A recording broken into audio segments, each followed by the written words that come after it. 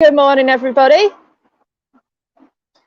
I'm Freya, and you may notice that this is not Alex. So, welcome to Hollybush Conservation Centre, where I work as part of the Green Gym team.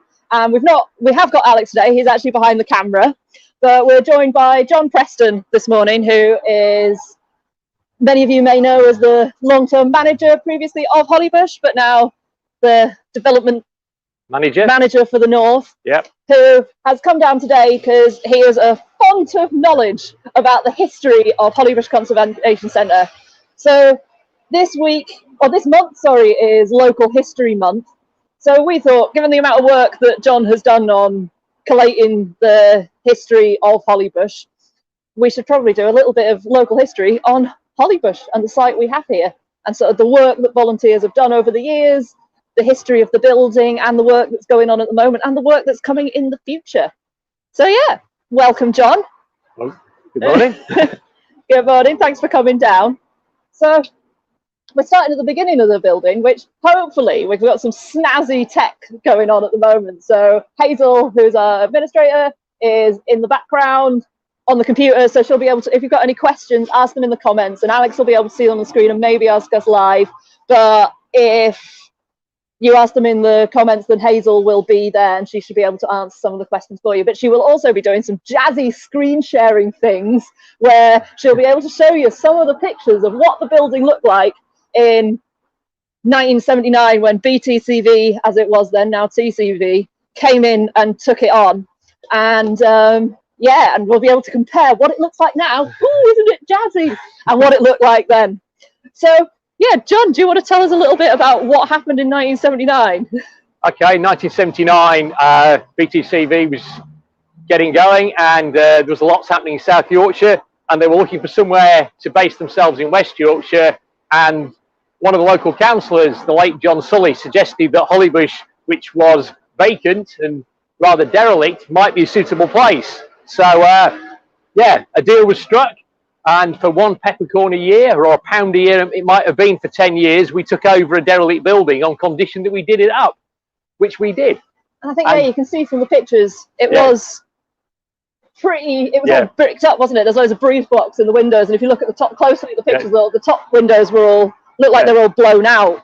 So, well, yeah, they had polythene put in. So we moved, about half a dozen volunteers came and formed a building team, and did pointing and repairs and put lintels in and everything, and they lived in the house, much to the annoyance of the local glue sniffing lads and the rest, who had been using it as a den and drinking beer in the barn that they borrowed from the brewery next door. Some of these stories are in the book, particularly there's quite some long pieces by Leslie and Andy, and can't remember the other couple, who were two of the couples who I think met here and lived here for about 18 months and did the building work. And yeah, so the story of those early days and meeting yous at the door, and yeah, the sort of getting basically a physical presence that won over the young people. We started running young people's projects at the time. And basically, we were here, and it was going to happen. How do you stop children being naughty and setting fire to things? Get them to come and plant things. Yeah, get them to do something. So, yeah. So they did a lot of the restoration work. There's a sign on the back saying, I think it was opened officially in 1982. And there are pictures from that point of it all looking a bit like it does now. Very smart and tidy after a big renovation job. Yeah. And then, so I guess maybe we should say a little bit about exactly where we are. So we're on Broad Lane, which is sort of between Kirksville and Bramley, and sort of on the corner of Bramley, Armley and Kirksville. And if you kind of look up across the road, we're just on the Kirksville Bridge, which there's a railway line that goes under it, which is part of why Hollybush, this road and this junction is quite a important part of why Hollybush ended up as Hollybush, and the history of it, and how the building ended up looking as it did. Because yeah, in the Victorian times, I guess, they raised the bridge for the railway line, so the railway line that runs under here, and that meant that if you look down these little bits here, you can kind of see that, I don't know how visible it'll be, but down there you can see there's a bricked up door down there. So this whole, that ground level down there would have been the ground level of Hollybush, and this whole floor has been raised up a couple of meters, and the whole building. I think. Yeah. When we did some work upstairs a few years back, we actually found what they call a sole plate at floor level. So we think Joseph Whitwell, who was described as a gentleman rhubarb farmer, decided he didn't want a house below the road. He wanted a fine frontage, as we've got today, above the road, and he put this new frontage on, which is in much softer stone than the previous one, and he put the top floor on.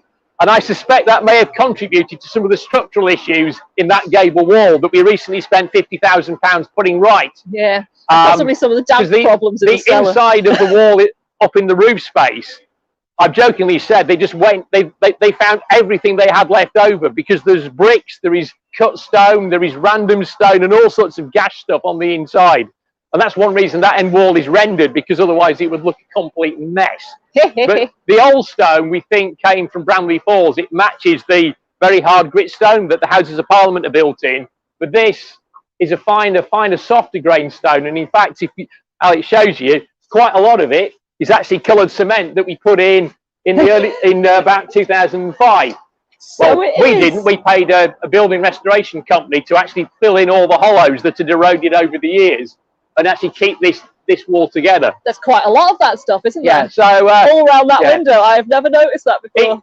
It's a lovely, it's a grade 2 listed building, and it's a fantastic place to be, but there's lots of maintenance issues around being responsible for it. Yeah, so part of after the lifting the road, the raising of the roof of the building, in the 1970s, they were then talking about, to solve this junction, which is a bit of a long-term problematic thing, they were talking about putting a roundabout in.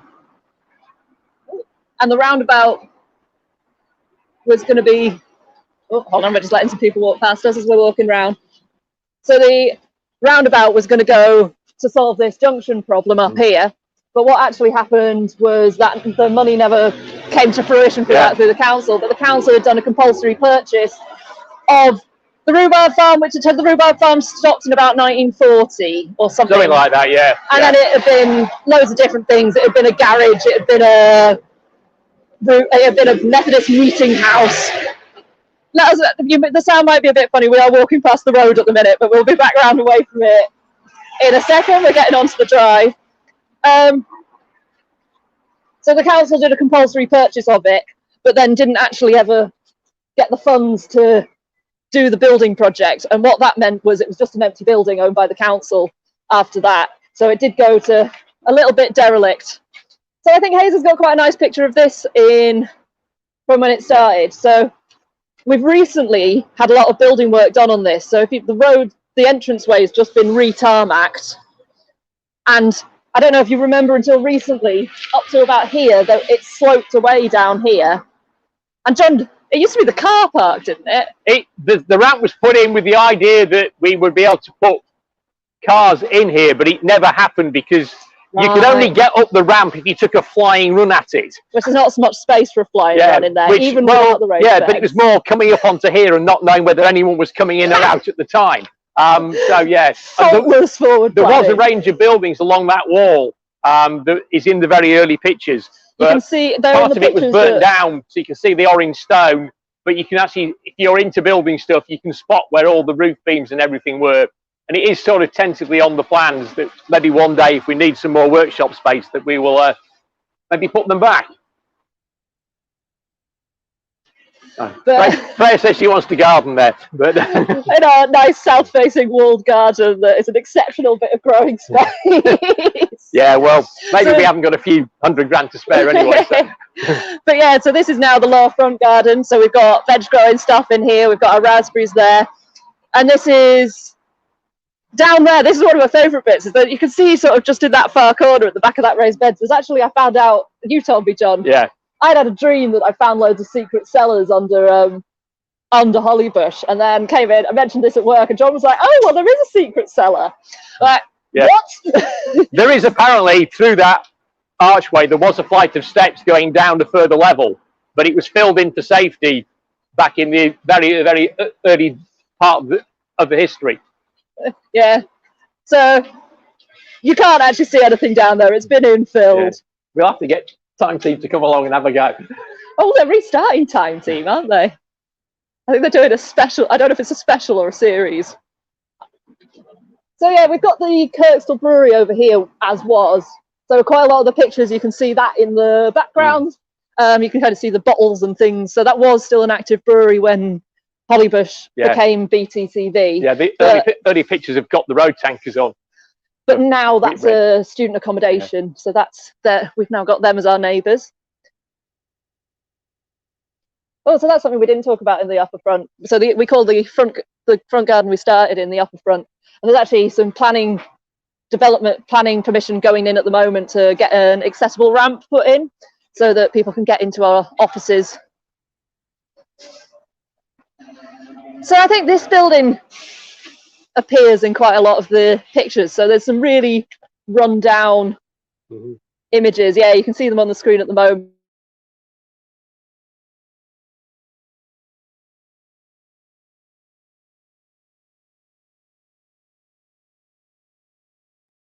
From planning came round and said, you put in permission for permission for this in retrospective.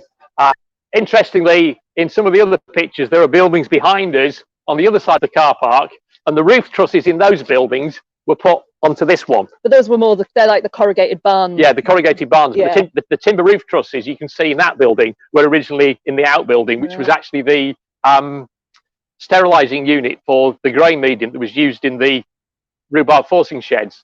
So you grow rhubarb in the open field till it's really big, vigorous plant, and then you dig it up and you put it in a little brick shed in the dark and warm, and it grows the forced rhubarb that you may see in Morrison's and on the market stalls in sort of March, April time. So that shed was all about sterilising compost, and it was unsafe, so we took it down, but we reused some of it. Yeah. And I think this one here is quite sympathetic.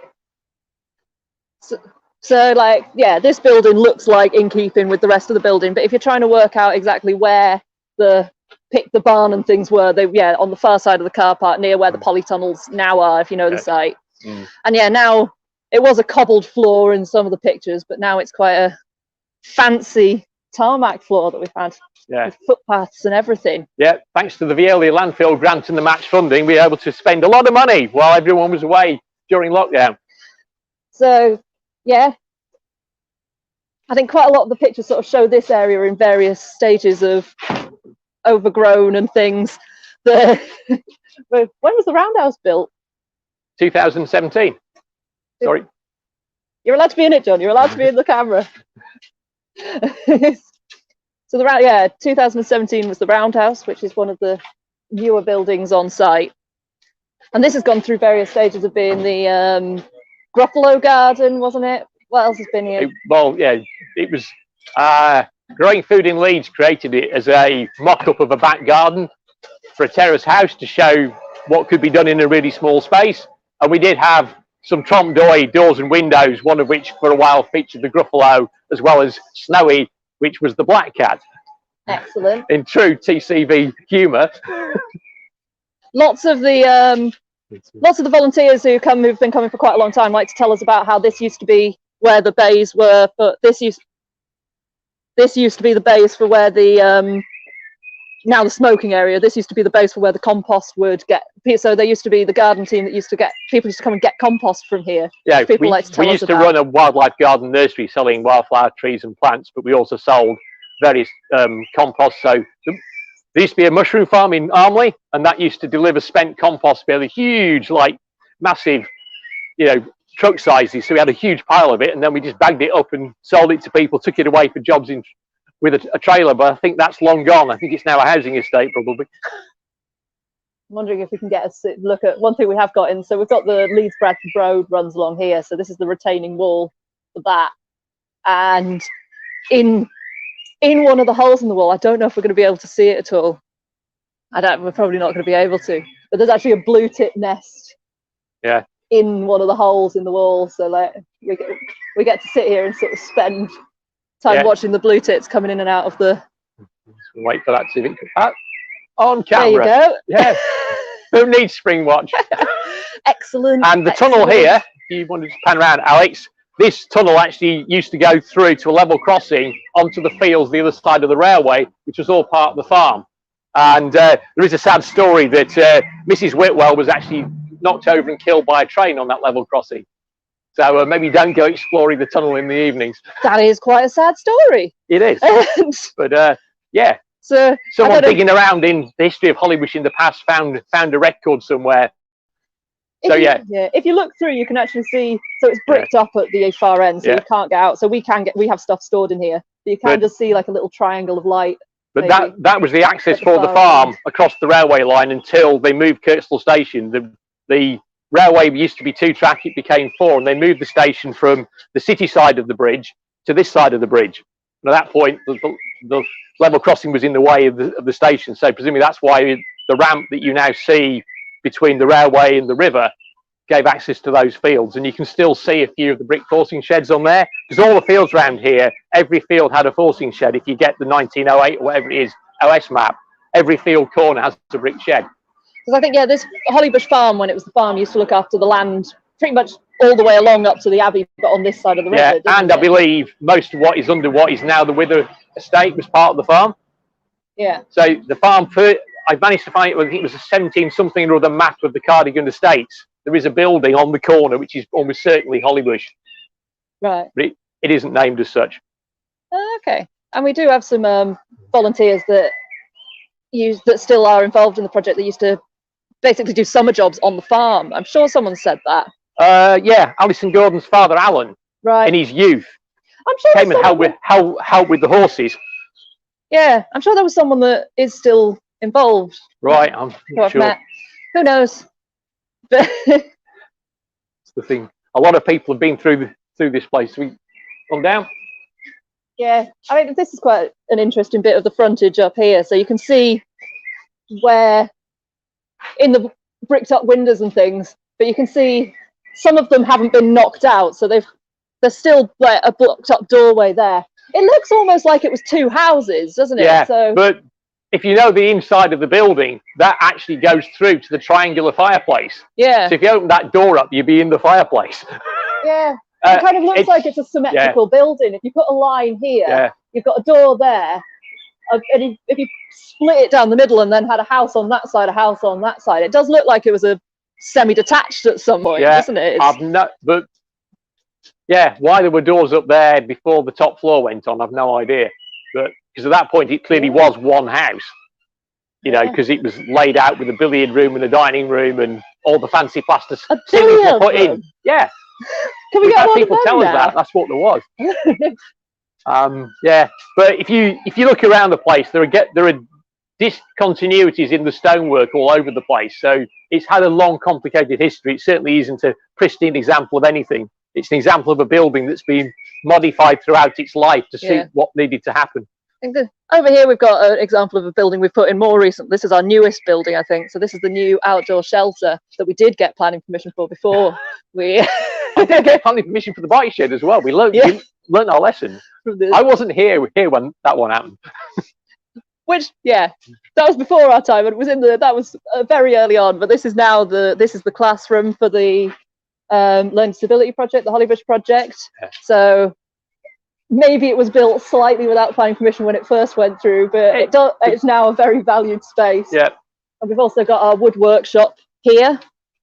So this is where normally there'd be a hive of activity of all the woodwork courses and things that we do. And then we'll start coming through to what's one of the prides and joys of Hollybush, depending on who you speak to, though, I think, which is the Hollybush Barn, which the floor plan for it, or some of it, is from around 1700, isn't it? Yeah, people who know more about buildings than me reckon it was here at least 1700. We believe from evidence that it was an aisle barn. So if you've got those familiar, you know anything about old buildings, it had all the timber framework inside, and it would probably have had a thatch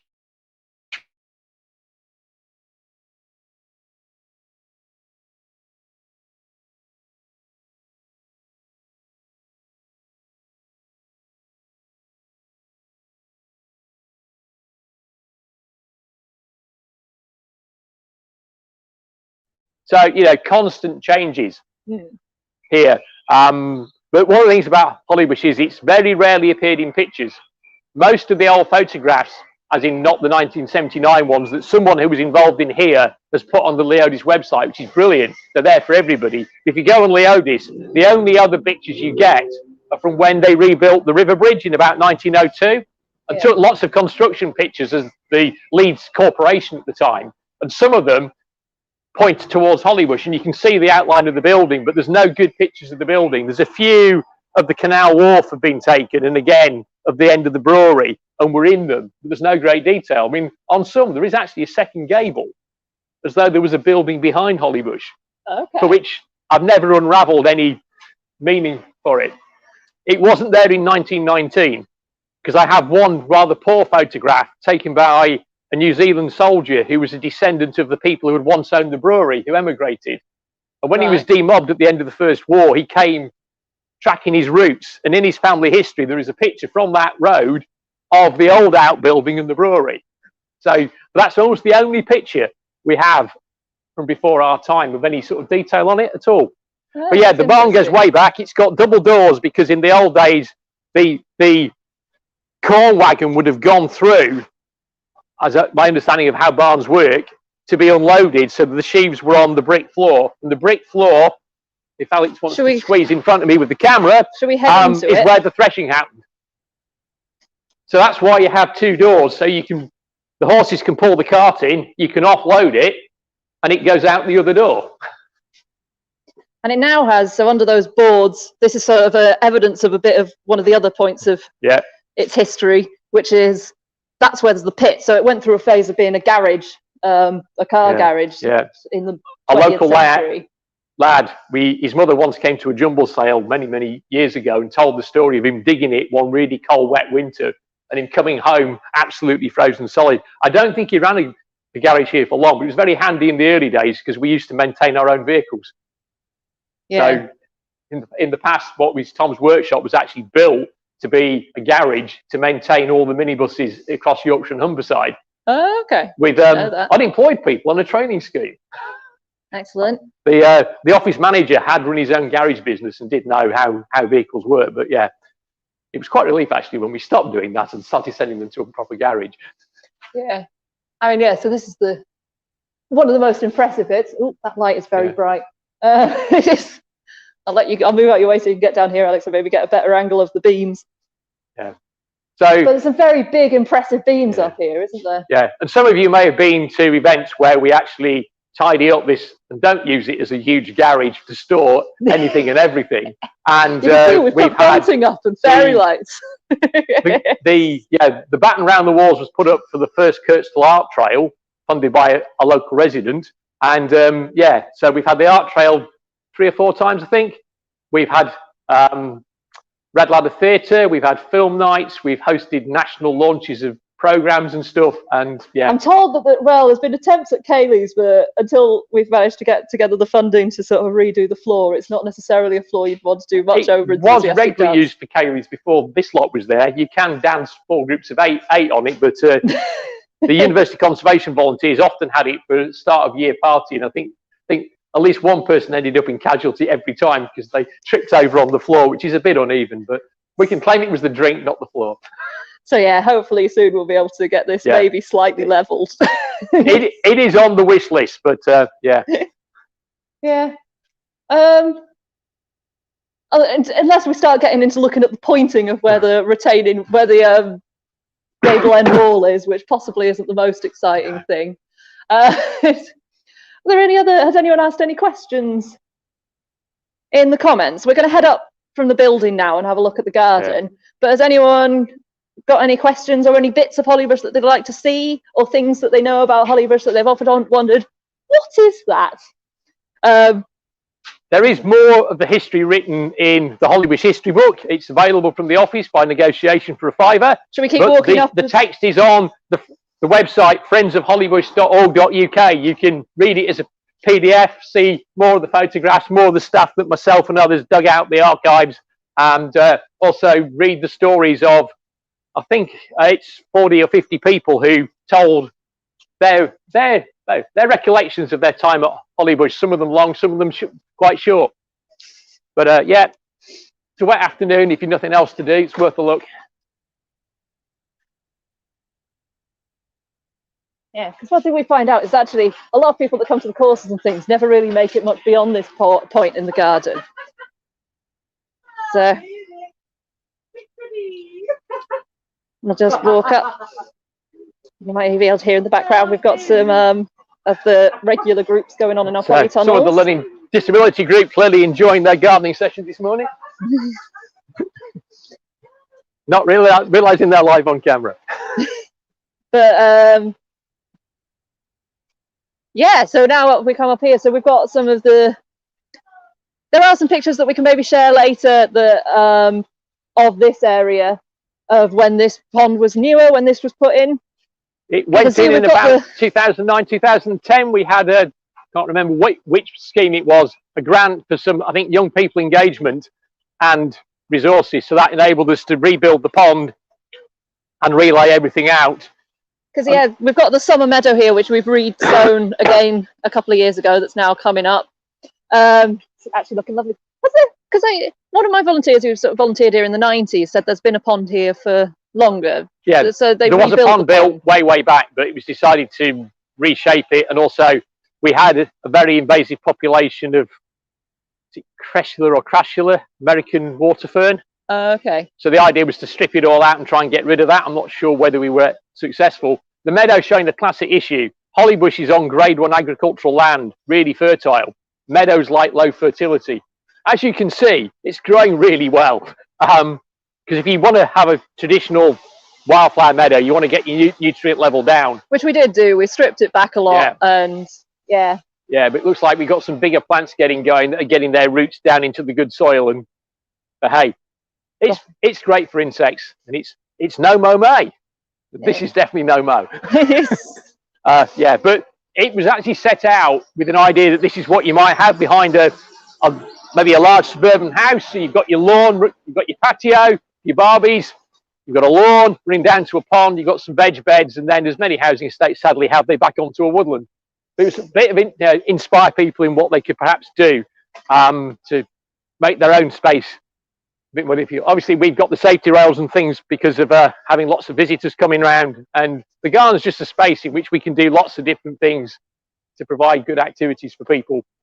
When the sun comes out, there will be dragonflies in that pond. They usually are. Yeah, the damselflies are definitely coming out at the moment. And then, yeah, the final bit of the garden is, we won't go too far up because I think there's a group happening up there today, but we can maybe get into the entrance of our woodland. Just quickly, the Bodges hut we built after we built the bite. So the bite shed was built by the volunteers in 2012, and I think 2013 we built the Bodges hut with round wood, actually harvested from the old tree nursery up the canal. Some of it floated down the canal. It's amazing what you can do. Everyone ignored us towing these logs down the canal and pulling them out of the water and then building it. So yeah, very different project. And yeah, it was set up for the Green Woodwork School, and we've used it for parties. It's been Santa's Grotto, the Christmas Trail. So yeah, some of the things have been built by the volunteers, and more recently the Roundhouse and the Cafe Shelter, we've had external people to do all the work. Yeah, one of our VOs, Nigel, has spent quite a lot of time recently rejazzing it and tidying it up and getting it back to its former glory. Yeah. So it is looking good at the moment. It's like he's almost started the idea for an extension at that end that was originally on the cat. And yeah, no, we talked about putting little lean-to sheds. Yeah. Because it wasn't really as big as we needed it to be. So, yeah. Very challenging building something that's in effect rectangular and has flat roof with round wood. Yeah. Packing all the bits up. Yeah. So yeah, we're finished. This is our woodland. So I think most of the trees were planted by BTCV.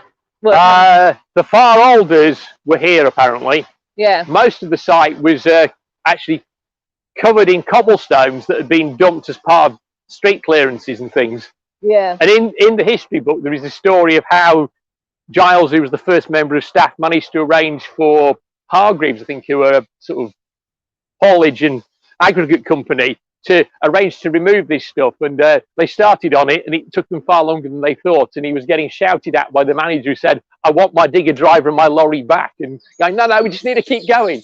So yeah, but everything between the car park in here, the alders of the far trees beyond the boardwalk, all this has happened. You know, trees grow big on good soil in 40 years.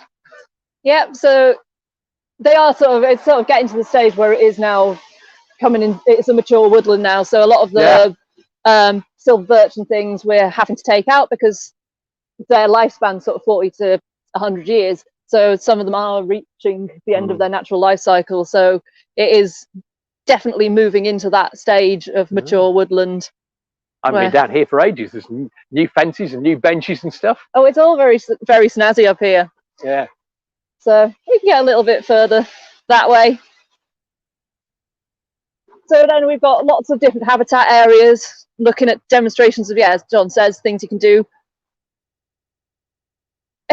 I've not been here for a couple of weeks and it's changed loads. This has just completely come to life, and like that bit's just become, people that have been watching the live streams every week, this looks very different. Different bits were designed by landscape architects as part of the what's now Leeds Beckett courses, I think. So one of the early managers did the first bit. I think before she came on the staff, this was done by some people who she knew quite well. So there's limestone here, which was supposed to reflect the dales, and then this side was supposed to transition across into acid bog with the moors. They were sort of, but so we tried to get limestone loving grass and meadow to grow, but again, it's quite hard to enforce a pH on something that it doesn't want to be. But remember them growing sheets of turf with limestone chippings in to try and get the pH to the right level. But it's just an amazing place to do things in. So now we've got all these different habitats. What was a load of rocks now has, today I think, or certainly on Wednesdays, we've got sort of dry stone walling course, sort of two garden groups. We've got the Learning Disability Project. We've normally got a short course, woodwork course.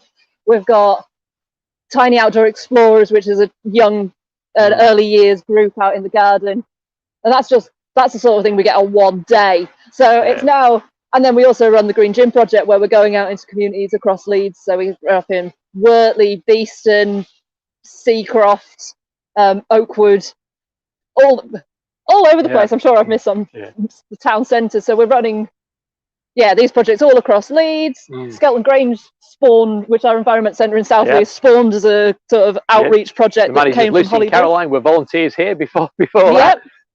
It's very different from a base for, against schools and young people projects and working holidays at weekends and weeks all over West Yorkshire and North Yorkshire to what it is now. But I suppose it's involving people in their environment, which, having spoken to one of the early managers, that's really what they were about. And South Yorkshire was the first place where we think we went big on doing things in urban areas rather than busing people from the cities out to national parks for a week to start to work in town. And this was the second one. And So I think Hollybush is if you look at the pictures and sort of actually go through what it was like and just how much volunteers have done, it is a really, really impressive amount. And we think it's a pretty amazing space. We hope that you do too, and hopefully we'll have a cafe open again soon once the plague times is coming to an end. For those who aren't volunteers, look out on the Facebook page for us announcing that the cafe's open. You'll be able to come and have a look around yourself and see it in person. And do look at our short courses and things we've got available, because we'd love you to be able to come and visit. And if there's anyone watching that's like, I was there in 1979, or I used to work on the rhubarb farm, do get in touch. We love to hear those stories. But there is a facility called Submit Your Story on the Friends website where you can actually type your own story in. If you've got any pictures, upload it. So won't be in the book, but the idea is it stays open for another 4 years for people to add their stories up until our 45th. And there are some brilliant stories in there, so it's worth having a look. Some really touching stories of the impact it had on people's lives and people they met here. So thank you very much for joining us. We'll be back again next week with another special episode, because next week is Volunteer Week. So we've talked a lot today about the amount that's happened, and we do really want to recognise just the amount that volunteers do across TCV nationally, but also within Leeds. So join us for next week's special event. But thank you very, very much, John, for coming and joining us today, because I know you're very busy. And just remember, with a Volunteers Week, we need to thank the volunteers who restored the building and built all the stuff that's around it. Otherwise, there'd be no Hollybush. So, thank you very much for joining us. Take care, and thanks, Alex, for filming.